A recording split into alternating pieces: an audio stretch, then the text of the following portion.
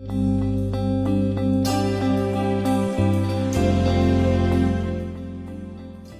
are you, Professor? So nice to see you after such a while. Oh, well, I feel happy that I get to see you.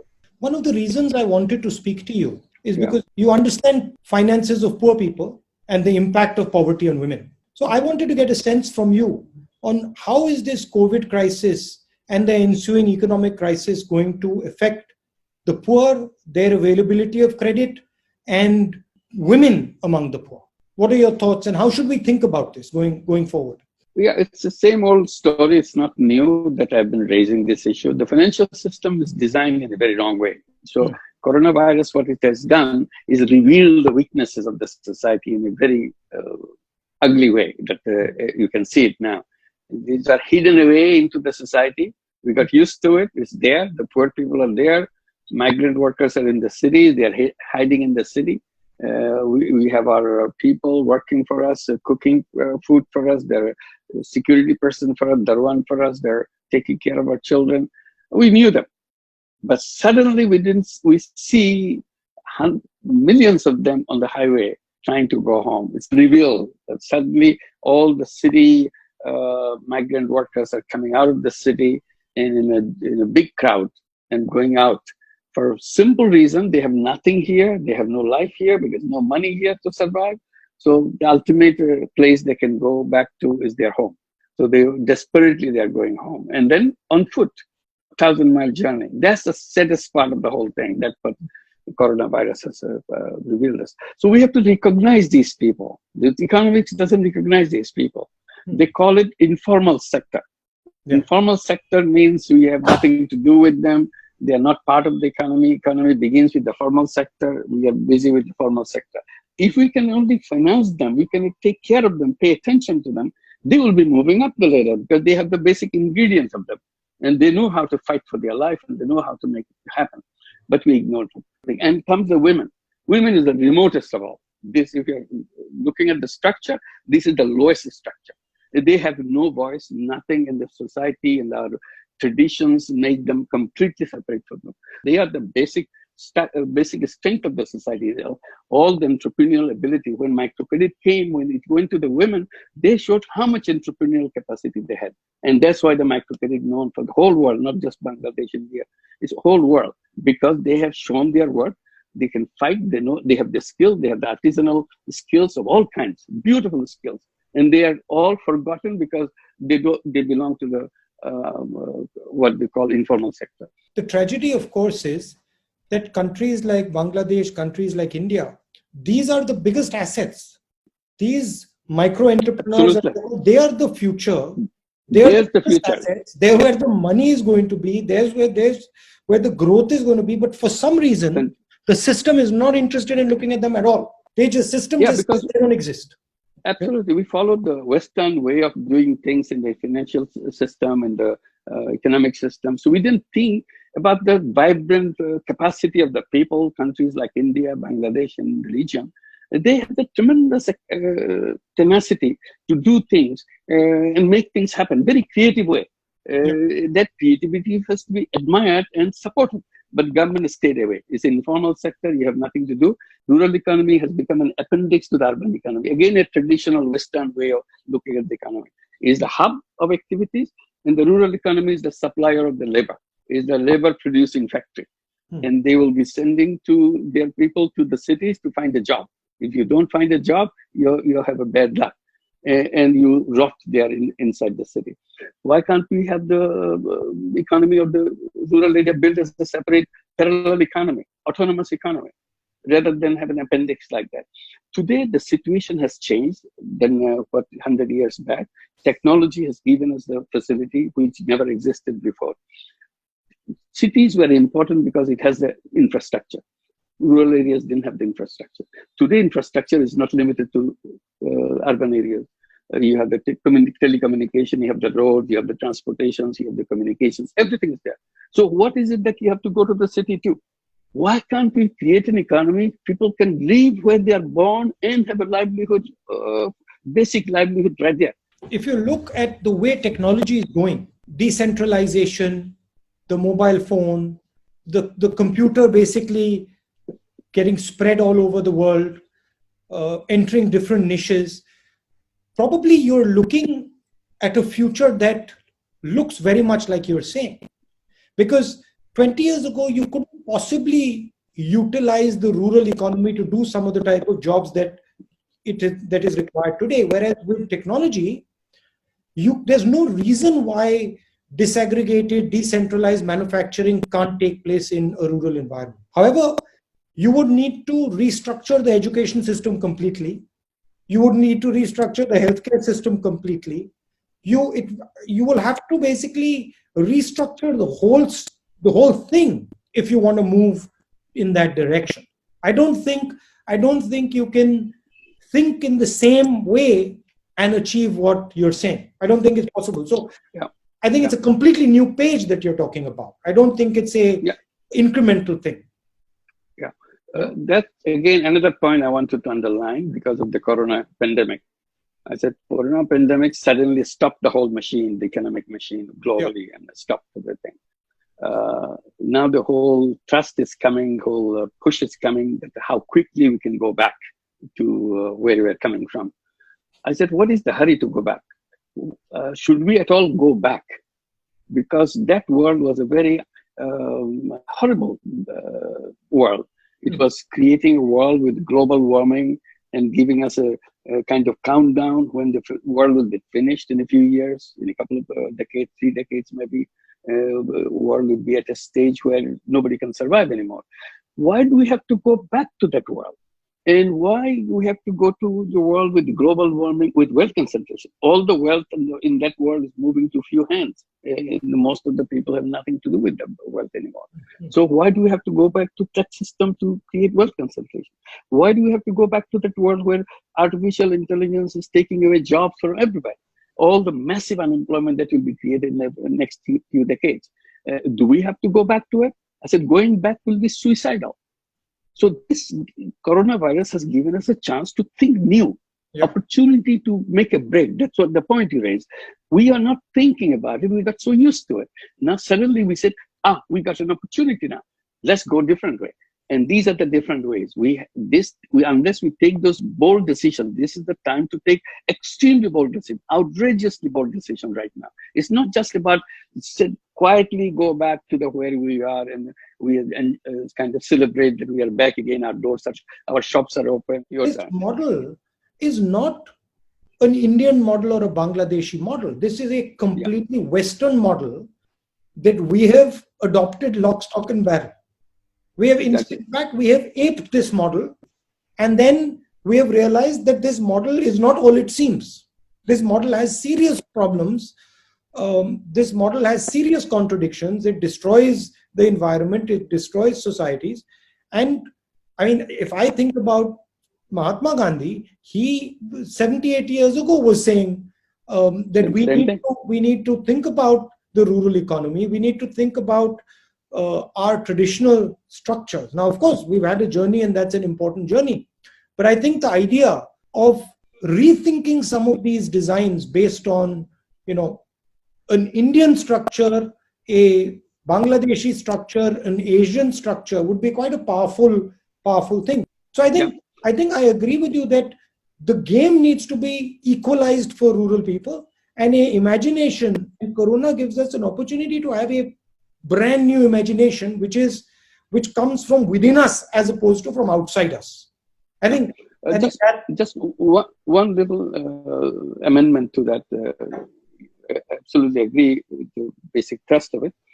This is not an Asian phenomenon. This is not an Indian phenomenon. This is not a Bangladeshi phenomenon. This is a global phenomenon. Absolutely. The proof is, when we started Grameen Bank in Bangladesh lending money, they thought it's a Bangladeshi phenomenon. This is a crazy country. They do crazy things. And suddenly they became an Asian phenomenon. Oh, they do crazy things. Now it's a global, because it's not the problem of Bangladesh alone. But there are flavors that are local. So, for example, I visited you in Bangladesh, and the Bangladesh flavor, I agree that the central problem is the same, but the flavor and the solution is slightly different based on the culture of the place. For example, we have a caste-based society. We have a completely different type of structure than, say, the United States, which doesn't have a caste-based society. So our structures that emerge are slightly different, even though the problem is the same. Would you agree? Basic thing. No, I wouldn't agree. Wouldn't. Basic thing is same. I wouldn't. You have the caste system. USA has a race system, Right. worse than the caste system. You cannot compete with each other. So Right. it comes in a different shapes and size and colors. That's all. The human culture is the basic culture. We have to go back to that human culture. We all belong. And that's what happens. When the poor women start joining them in bank groups, they're not thinking that she belongs to this religion, I belong to that. They don't care which religion they are. They're in the same group. 5 women from different religions getting together, working together, become very close friends. So the fault is in the design of the environment, what we have created around him, around her. So this is the time that coronavirus has put them all into sleep. So don't wake them up, create new system, bring up new system, make the beginning of the new system. 1,000-mile journey starts with the first step. Let's make that first step during the coronavirus, a very determined first step. So the heart of what you're saying is you have to trust and believe in people. That's the foundation. You start by trusting, believing in them, having faith in them, and then build institutions that empower that trust. Yeah, exactly. Versus now, when we say we don't trust you. You're poor, so you don't understand anything. Instead, you're poor. We understand that you understand everything that needs to be understood. We just are going to give you the supporting mechanism that is going to allow you to thrive and grow. Absolutely. And again, my experience in Grameen Bank, you visited us in 2008, if you remember. And you visited for 5 days, not just one day, for visiting women. How did we do that? What was the basis of that? People were shocked that we are giving so much money into their hand. 1,000 rupees for them is a big money. 2,000, 10,000 is a big money for them, who handled only the 10, 20 taka, 20 rupee kind of money. Now you're giving 1,000. And I said, well, we believe in them. We believe in their capacity, and they believe in us. It's a mutual trust. We don't need any papers. In the entire banking, in the Grameen system, there is no paper. There is no collateral. And I say, make fun of it. I said, Grameen Bank is the only bank in the world which is lawyer-free. We have no legal papers or anything. So if a bank can function on trust, it showed the basic strength of the people. An institution built where billions of dollars are given away every year as a loan and comes back with interest, and you become a strong organization. Flood comes, cyclone comes, everything washed away, but the Grameen Bank becomes stronger. But look, I have a personal experience of this, and I think your experience you will understand what I'm saying. I came to see you, and you know that we built what we built in Uttar Pradesh.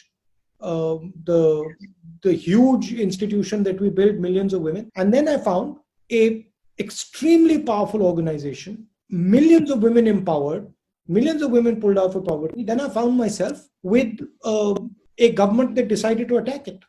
So I agree with you, but there is the piece missing in what you're saying, which is the political reality, which is that these systems that you built in a very small way, I built in Uttar Pradesh, it disturbs people, and then they come to destroy it.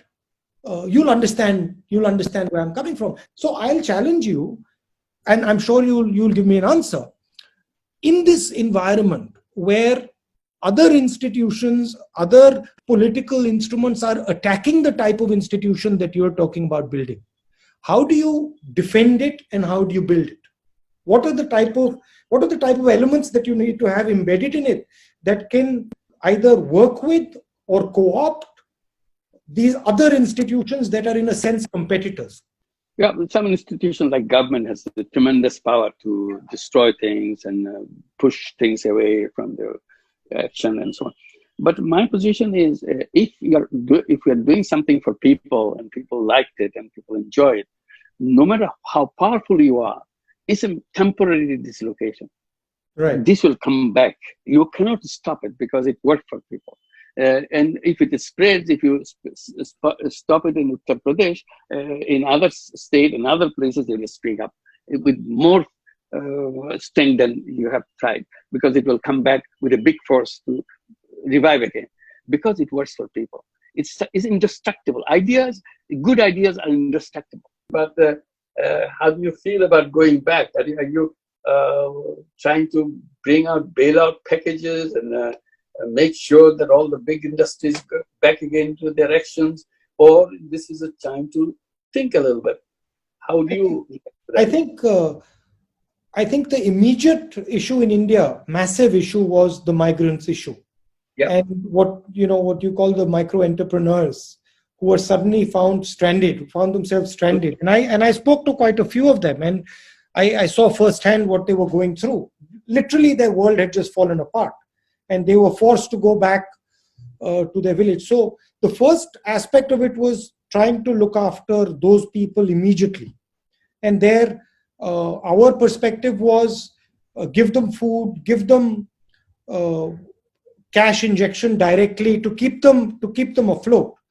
The government had a different view. They didn't really do that. They sort of didn't feel that was necessary. Then we had this big crisis of millions of people going home, walking thousands of miles. I suspect you had it in Bangladesh as well. But I completely agree with you. I think that if you don't come out of Corona with a new imagination, you've missed a huge opportunity, both as an individual and as a nation. I think what Corona is telling you is that what you have been doing so far is problematic. And as you're saying, reset. Start with a blank page and start with a new imagination. Of course, you can't make a jump like that in governance, but at least the mind should go there, and then the rest of the institutions and other things will follow. So I completely agree with you that if there's ever been a time for a change in imagination, I think the world changed its imagination after the World War II, the last time, the real big imagination and change. And I think Corona is such an opportunity that we can just reimagine things and rebuild them. I also think that countries like ours have a bigger opportunity than other countries, simply because we have so much more room to play with, so many more younger people, and we have a lot more to build than, say, the Western world, which has already built a lot of their infrastructure. Oh, one more question I wanted to ask about, again, because you're in the context of huge big country and huge big nation. What would you see the next generation, second generation in India will see the world like? Are we in that path, that the dream of the world that you want to give to the second generation and third generation of India? Is this the path that you are pursuing? Like, the reason I'm asking this, all the teenagers marching on the street all over the world, Fridays for Future, accusing their parents that you destroyed our life. You are totally responsible, creating a world of global warming, and you're not paying any attention whatsoever whether we will survive at all in that world. It's our life at risk. Do you feel the same way that the young people are feeling? Or? In India, there is a clear feeling that something has gone very wrong. That feeling is there in the people, and particularly in the young people, that something has gone wrong, something is not working. And they can also see the thing that pinches in India the most is the difference between the rich and the poor. It's just astronomical. And it is so in your face that it is there in poor people's face every day. So that disturbs people. And so there is a sense that there is something new is required, a new imagination is required.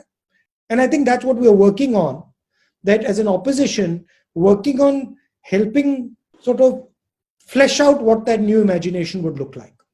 Well, same problem. It's billionaires are growing here. Yeah. Out of nowhere, number of billionaires are growing. It's very strange in a country like Bangladesh or India.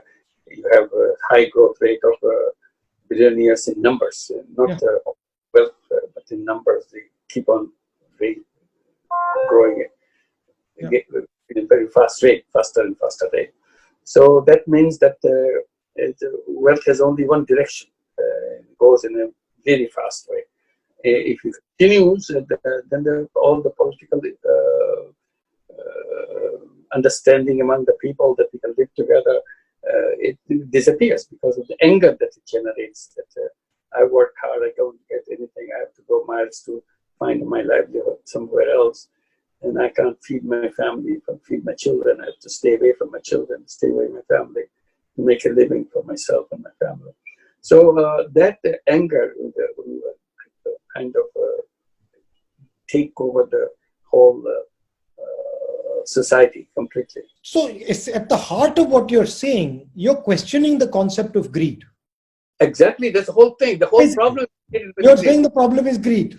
Greed, And question greed. It was always fueling the greed. Everything that we have done is to fuel the greed. And then we destroyed the whole world. So this is the chance. I said Corona has given us a chance to reflect, to see how big, bold decisions can be taken. These are bold decisions. In normal situations, we will not pay attention to all these ideas. We are so busy making money.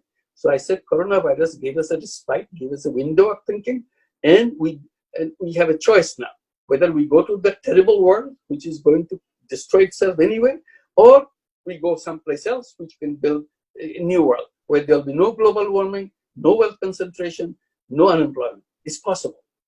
Well, thank you very much for your time. I'm Thank not you. going to take any more of it, but it's always a pleasure. And any chance of you coming here? Well, let Corona go Yeah. down. When it goes down, we're looking forward Okay. to seeing you. Yeah, And- it looks and to you. All my love to everybody in the Thank- family and you have- everybody in the organization.